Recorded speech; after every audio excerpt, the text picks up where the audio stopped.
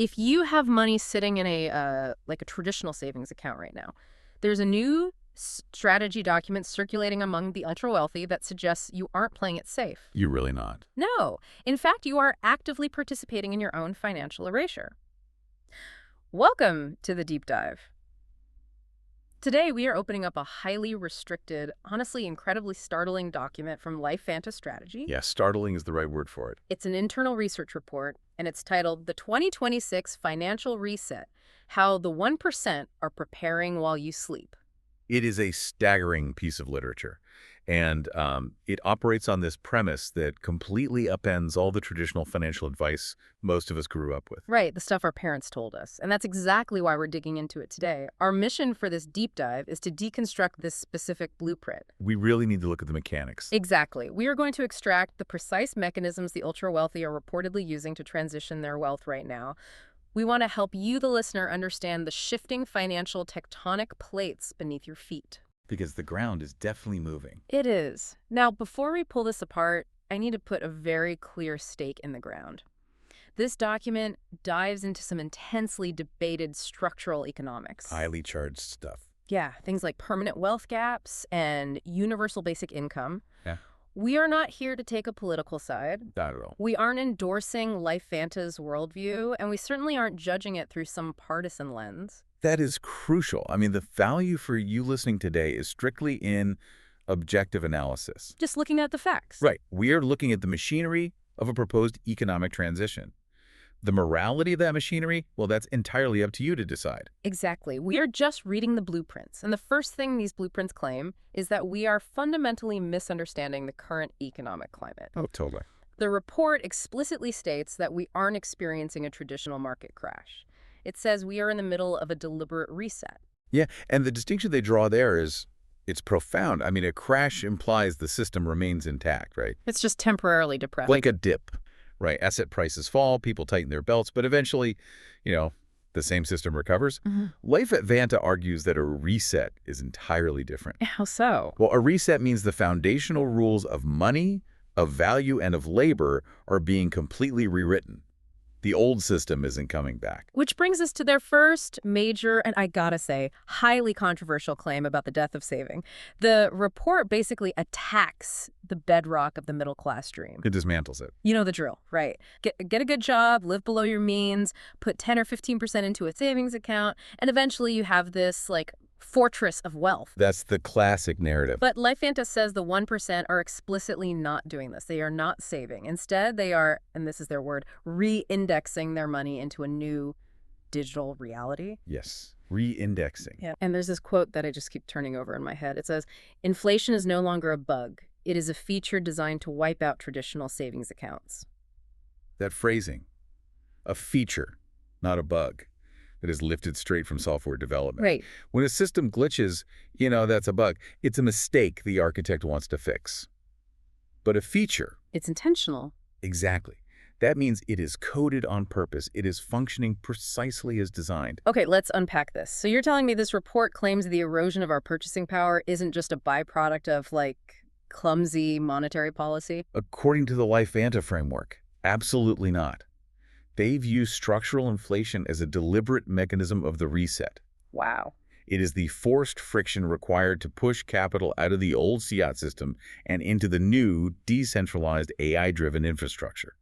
They see it as a cattle prod. A cattle prod. Wow, I was trying to visualize the mechanics of this, and here's where I landed. Let me know if this tracks. Let's hear it. If traditional savings accounts used to be a financial fortress like thick stone walls protecting your purchasing power, this report implies they are now a melting ice cube in a rigged freezer. A rigged freezer. Yeah, that is an excellent way to conceptualize it. And the freezer isn't broken. Yeah. The mechanics of the freezer haven't failed. Someone has intentionally walked up to the thermostat and cranked it to 80 degrees. Right. If you just leave your ice cube sitting in there, trusting the old mechanics of the freezer, you're going to wake up and find a puddle. You'll have absolutely nothing left. But wait, if they aren't hoarding cash in the freezer, what exactly does re-indexing mean? The document uses that word constantly. Well, so let's break down the mechanics of re-indexing. Hoarding is static, right? You take units of a currency, dollars, euros, and you just pile them up. You put them in the vault. Right, because you trust the intrinsic value of the unit. Re-indexing is dynamic. It's the 1% looking at the fiat system and calculating that the math dictates a guaranteed loss of purchasing power over time. They see the thermostat is turned up. Exactly. So they don't hold the currency.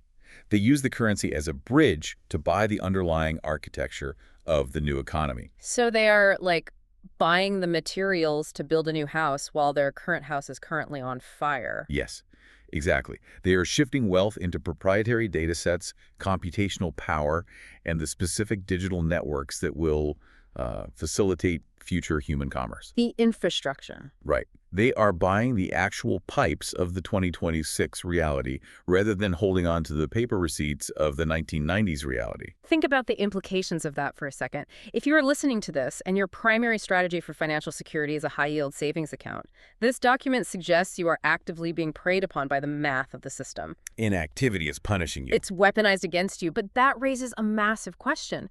If hoarding fiat in a bank account is a guaranteed loss, where is the actual engine of wealth generation happening? Because the wealth isn't disappearing. Right. Somebody is clearly still making astronomical amounts of money. And this is where LifeVanta outlines the complete decoupling of wealth from human labor.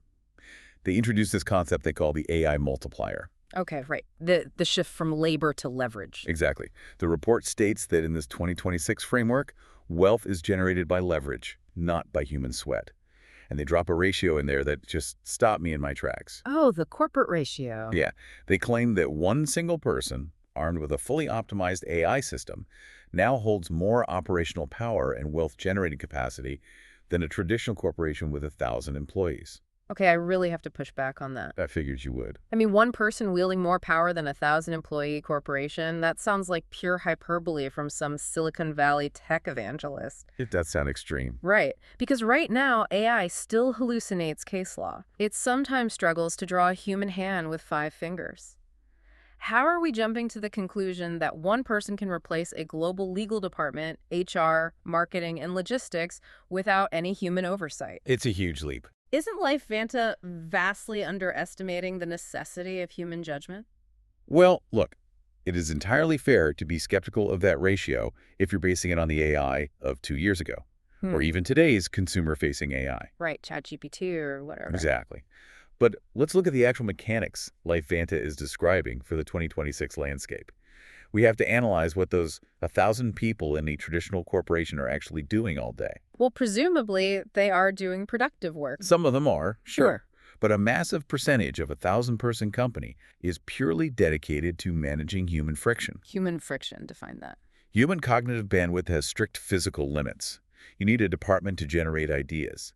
Because those people can only talk to so many people at once, you need a massive middle management layer to organize and route those ideas. The endless meetings. The endless meetings. And then you need an execution layer to actually write the code or draft the contracts. Then you need HR to manage interpersonal disputes, payroll to distribute funds, and a massive legal team just to ensure compliance across all those human touchpoints. So you're saying you need 800 people just to survive the reply-all email chains, and maybe another 200 to figure out whose turn it is to clean the office microwave. I mean, it's humorous, but from an economic efficiency standpoint, it is tragically accurate. Right. A traditional enterprise is a lumbering beast where, like, 80% of the caloric intake is just spent keeping the beast breathing and coordinated. What's fascinating here is how the AI multiplier violently removes all of that friction. How exactly? Walk me through the mechanics of replacing that entire middle management layer. Well, think about what middle management exists to do. They act as an information router and a quality control check between the strategy and the execution. A bottleneck. Yes. In the LifeVanta model, an AI system doesn't just generate text, it routes information perfectly across APIs. So the single operator at the top dictates a strategic outcome. Give me an example. Let's say the prompt is, launch a marketing campaign in 12 languages for this new software update. The AI instantly translates the core concept. It generates localized copy for 12 different cultural contexts. It designs the A/B testing parameters, purchases the digital ad space, and deploys the campaign. Wait, it does all of that simultaneously? Yes, all of it. There is no onboarding meeting. Yep. There is no waiting for the graphic design department to finish their 2-week sprint. There are no sick days. Wow. The operator isn't limited by how many hours their employees can work. They are limited only by the quality of their prompts and the processing power they rent. That's insane. They can spin up the campaign and deploy it globally before a traditional 1,000-person corporation has even scheduled the preliminary Zoom call just to discuss the budget. The sheer velocity of it is staggering. And it really clarifies why they say wealth is no longer generated by labor. Because labor is too slow. Too slow, and by definition, labor is linear. I work 1 hour, I get paid for 1 hour. Even if I am a highly specialized corporate attorney making $1,000 an hour, I am still fundamentally trading a non-renewable resource, an hour of my life, for a fixed amount of currency. A currency that, as we established earlier, is mathematically designed to melt. Yes, it's the devastating double trap. You trade your limited physical time for a melting currency. It's a losing game. But leverage, this AI leverage they're talking about, is inherently nonlinear.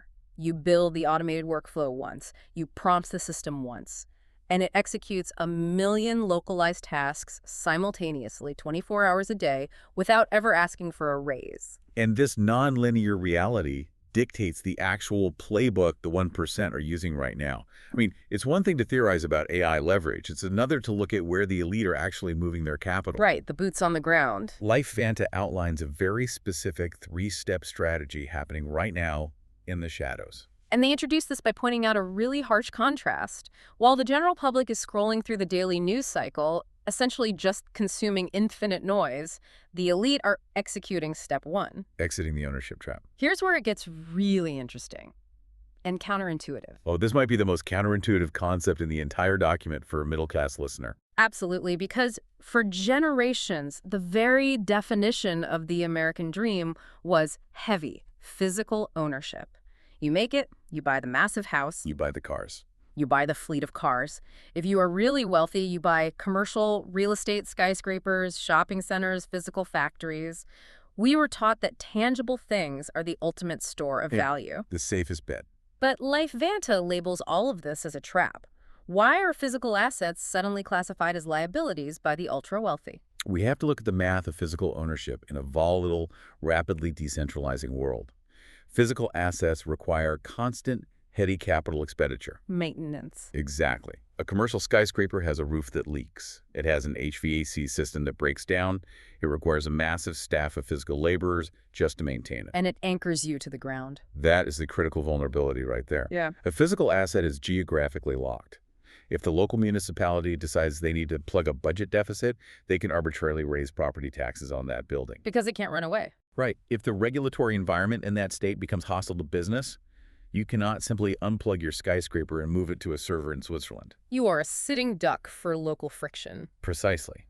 In the 2026 framework, agility is survival.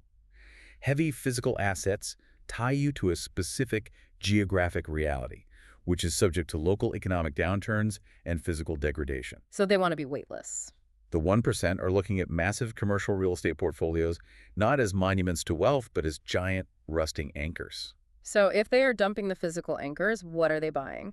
That brings us to step 2 of the playbook, acquiring digital real estate. Yeah. And the report gets very specific here. It doesn't just mean, buying a website domain. It defines digital real estate as controlling the attention economy, hoarding proprietary data, and owning AI algorithms. It's the transition from atoms to bits. Let's dig into the mechanics of that.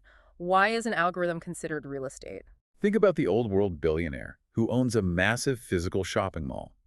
That billionaire collects rent from the stores inside the mall because he controls the physical ground where consumers walk. Right, foot traffic. He has to pay for the lighting, the security guards, the paving, and the parking lot. Now look at the new world billionaire operating on the LifeVanta framework. They own a recommendation algorithm on a major social or commerce platform. Okay. They don't own the stores. They own the map that tells the consumer which store to visit. Oh, wow. They are the gatekeepers. Exactly. The algorithm is the new prime real estate because it routes human attention. And unlike the physical mall, the algorithm scales infinitely at near zero marginal cost. It doesn't need a new roof. It doesn't require security guards. If you control the attention economy, you control the flow of human energy and capital. Proprietary data is the raw material, and algorithms are the refineries. It fundamentally flips what we consider safe. We are psychologically conditioned to trust what we can physically touch. Bricks feel safe. Yeah, but code on a server feels like thin air. But the economic reality LifeVanta outlines is the exact inverse. The bricks are vulnerable, degrading traps. The code is an infinitely scalable fortress. Because the code provides ultimate leverage. And once you have abandoned heavy physical liabilities and acquired massive digital real estate, well, you need an organizational structure to manage it. Which leads directly to step 3 of the 1% playbook, building the zero-employee empire. This is where it gets chilling. The report states that the elite are scaling businesses with the explicit goal of requiring zero human intervention, rendering them completely immune to labor strikes, wage negotiations, or just basic human unpredictability. This is the ruthless, logical conclusion of the AI multiplier. If humans represent friction, if they get sick, if they require HR mediation, if they demand higher wages to keep up with that intentional inflation we talked about, The melting ice cube. right, then the most economically efficient entity is one that removes humans entirely from the operational loop. Let's make this concrete. Because what does a zero-employee empire actually look like in practice? I think people hear that and imagine, like, a dark, empty factory with robot arms building cars. A Terminator vibe. Yeah, but that's physical. We just established physical as a trap. Right. A zero-employee empire exists almost entirely in the digital ether. Let's take a hypothetical automated software as a service, or SaaS, company. Okay, walk me through it. The owner identifies a market need, say, a highly specific accounting tool for freelance graphic designers. The owner prompts an AI to write the code for this software. So there's no engineering team. None. Zero. Mm. The AI deploys the software onto a cloud server. The owner then prompts an AI marketing agent to identify the digital spaces where freelance designers congregate online. Okay. The AI generates the ad copy, buys the ad space, and optimizes the spend based on click-through rates in real time. So no marketing department, no media buyers. Exactly. Now, when a customer clicks the ad and buys the software, the transaction is handled by an automated payment gateway. If the customer has a problem using the tool, they interact with an AI customer support agent trained on the software's entire codebase. Which can resolve technical issues instantly. Instantly, 204/7, in any language. No sales team, Yeah. no customer support call center. The profit margins become radically pure. Revenue comes in, minor server and API costs go out. There is no payroll to drag down the balance sheet. It's all profit. There is no human element to introduce error or demand a share of the equity. It is pure economic invulnerability. I have to ask a philosophical question here, but one that is entirely grounded in the mechanics we are discussing. Go for it. If an entity requires zero human intervention, if it has no staff, no physical office, just a single owner and a network of AI agents automatically extracting revenue from the market, is it still a business in the way we fundamentally understand the word? Or is it just an autonomous money printing machine? If we connect this to the bigger picture, that is the exact paradigm shift the report is highlighting. Historically, a business was a social enterprise. Right. It was a community. It was a group of people coming together, combining their varied skills to produce value for a community and support their families. The 2026 concept of a business, as defined by LifeVanta, is just an automated wealth extraction mechanism. The vacuum. It harvests attention, processes data, and deposits reindexed wealth into the accounts of the 1%. And it does this continuously, which gives a terrifying new context to the subtitle of the report. Oh, how the 1% are preparing while you sleep. Right. They aren't just strategizing while you are literally in bed. They are deploying autonomous systems that operate 24 hours a day, rendering the very concept of a working day obsolete. Which makes the traditional worker wildly vulnerable. And this transitions us into the starkest warning in the entire document. The danger zone. If the highest performing, most profitable empires in the world intentionally employ no one, what happens to the billions of people who rely entirely on selling their time and labor for money? It's a huge problem. LifeVanta calls this the danger zone, and they provide a chillingly specific timeline. Extremely aggressive. Yes, they do. The report states, if your income is tied to your physical time, you are in the danger zone. By 2027, basic cognitive tasks will be handled by AI for near zero cost. Now, I want you listening to look at a calendar. They're right around the corner. 2027 is not the distant sci-fi future. It is essentially tomorrow. The timeline is incredibly aggressive, Yeah. but we really need to carefully unpack what they mean by basic cognitive tasks. Because that phrasing is tricky. It is. Because for the last 50 years, the cultural narrative regarding automation was entirely focused on physical labor. Right. The robots are going to take the factory jobs. The machines are going to take over the assembly lines, but the knowledge workers, the people in the air-conditioned offices, analyzing spreadsheets, writing memos, coordinating supply chains, they were supposedly safe. Safe behind their desks. Because cognitive work supposedly required a human brain. We told an entire generation, go to college, work with your mind, not your hands, and you will always have economic value. But the LifeVanta framework turns that completely upside down. It does, because navigating unpredictable physical reality is actually incredibly difficult for machines. Plumbers, electricians, carpenters, their environments change every single day. The pipe bursts in a weird way. Right, and AI struggles with that physical chaos. Right. But the cognitive domain, the digital domain, that is perfectly structured for an algorithm. It's native to them. When the report says basic cognitive tasks, they are targeting the exact foundational skills of the global middle class. Drafting legal briefs, writing marketing copy, performing basic financial analysis, writing code, and administrative organization. So what does this all mean? Let's ground this. Let's look at a specific, relatable example. Think about a guy, let's call him Dave. Okay, Dave. Dave makes, let's say, $85,000 a year, managing logistics for a mid-sized furniture distributor. His job is highly cognitive. He monitors shipping manifests, emails international vendors, updates complex Excel spreadsheets, alerts the warehouse about incoming deliveries, and handles delays.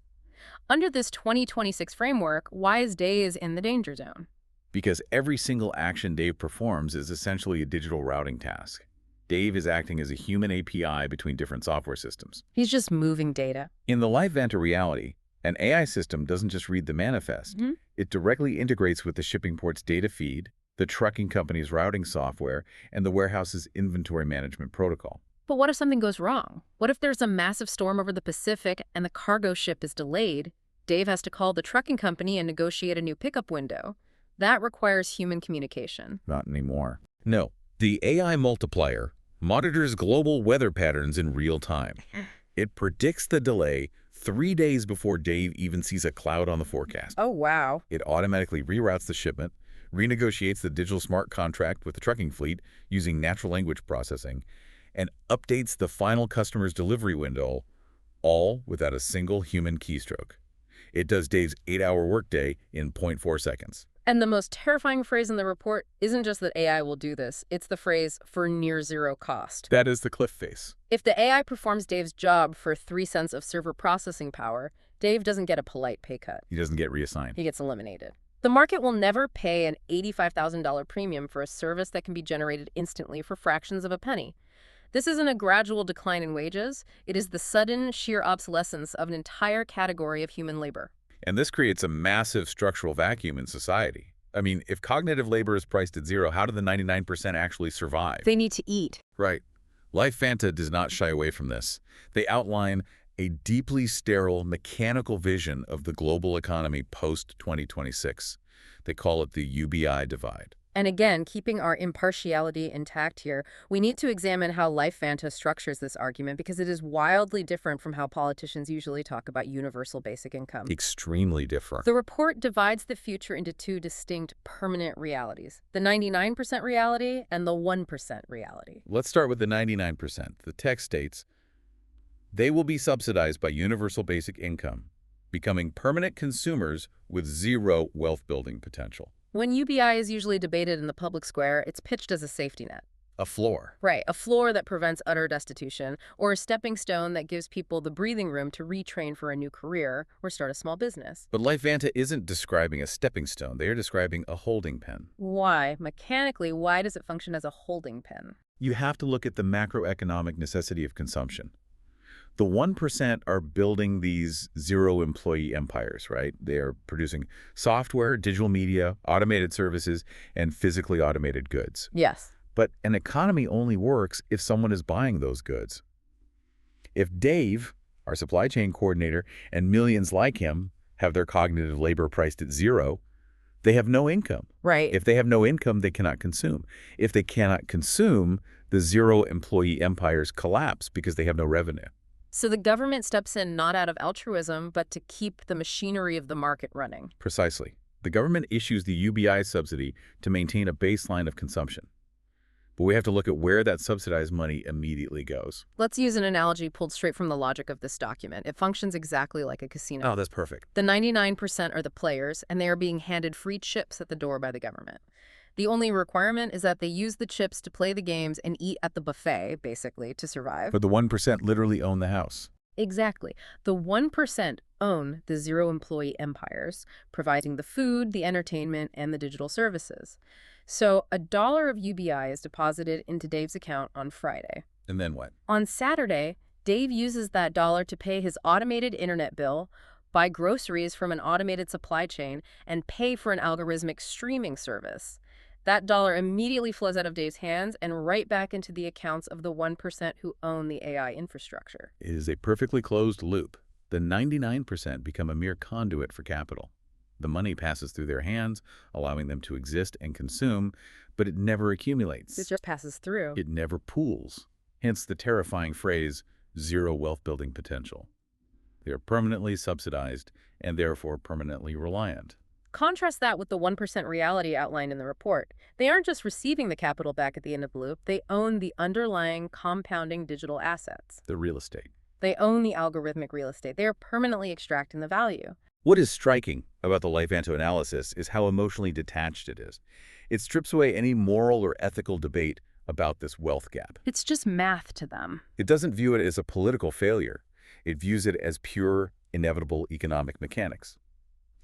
The math of the 2026 reset dictates this exact outcome. The thermostat is set. If labor is worth zero and leverage is infinite, you are either a permanent consumer or you are a permanent owner. The middle class as an economic concept basically ceases to exist. It is a brutal diagnosis, and if the report stopped there, it would just be a doomsday manifesto. But it doesn't stop there. No. Because this document is fundamentally a strategy guide for the elite, it concludes with the survival blueprint.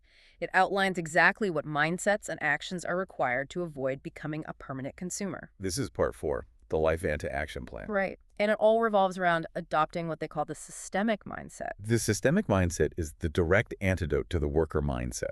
The worker mindset, which, most of us have been deeply conditioned into, thinks entirely in terms of hours and salaries. Punching the clock. How many hours do I need to work to earn X amount of dollars? The systemic mindset thinks purely in terms of leverage and architecture. How do I build a system that produces value regardless of where my physical body is? The report breaks this down into 3 distinct imperatives. The first imperative is brutally simple. Stop trading time. The text literally says, if you don't have a system that works while you sleep, you will work until you die. This circles back to our discussion on linear versus nonlinear leverage. As long as your income requires your physical presence or your active cognitive attention, you are exposed. Vulnerable. You are vulnerable to the AI multiplier pricing you at zero. You're Dave the supply chain guy waiting for the algorithm to realize you can be replaced for 3 cents. Exactly. To survive the reset, you have to shift your entire focus from being the engine of your income to being the architect of a system. But what does that practically mean for a normal person? Because we aren't all software engineers. It means building an asset that earns without your continuous input. It could be an automated e-commerce loop. It could be a piece of specialized software you use AI to code. Using AI to code, right? It could be an algorithmic content distribution network. The specifics matter less than the structure. You have to build a machine. If you are the machine, you will eventually break down or be rendered obsolete by a cheaper digital alternative. And to actually build that automated machine, you need the second imperative, command AI. The report says, learn to prompt, automate, and scale. AI is either your master or your slave.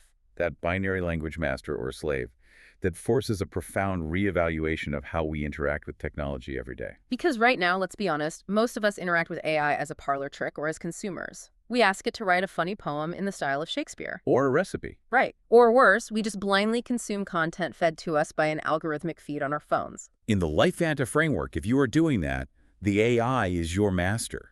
You're being managed by the system. You are the consumer providing the capital in the closed-loop UBI casino. So how do you invert that relationship? How do you become the commander? It requires technical literacy, specifically in prompting and architecture. Learn to prompt doesn't mean asking a chatbot a basic question. What does it mean? It means learning how to construct complex, multi-layered instructions that extract highly specific, valuable output from an AI model. Automate means learning how to link different AI agents together through APIs. Making them talk to each other. Exactly, so that the output of one agent automatically triggers the action of another without you having to click a button. It's building the zero-employee supply chain we talked about earlier. You were constructing the digital assembly line. Yes. And scale means deploying that automated assembly line across a global digital landscape. If you can command AI in this way, you possess the frictionless workforce necessary to build a system that works while you sleep. You are either directing the algorithms to build your wealth, or the algorithms are directing your attention to extract your wealth. That's the binary. Which leads us perfectly into the final and perhaps most critical piece of the action plan. Control attention. The report states, in a world of infinite noise, attention is the only currency that matters. This might be the most profound insight in the entire document. Let's really analyze the economics of this. It's fascinating. If we are entering a world where cognitive tasks, written content, video, code, and products can be generated by AI at near zero cost, we are going to be flooded. Overwhelmed. We are going to face an absolute tsunami of digital noise and infinite supply.